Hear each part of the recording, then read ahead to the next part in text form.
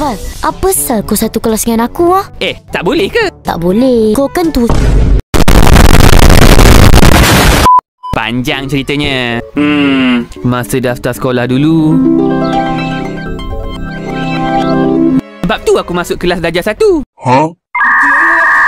What? Kami juga ada satu kejutan untuk kamu.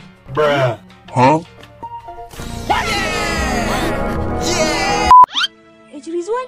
Dia tak berapa kuat. Selama ni aku ingatkan kau kurang bijak. Rupa-rupanya kurang bijak. Ke depan, kamu pula.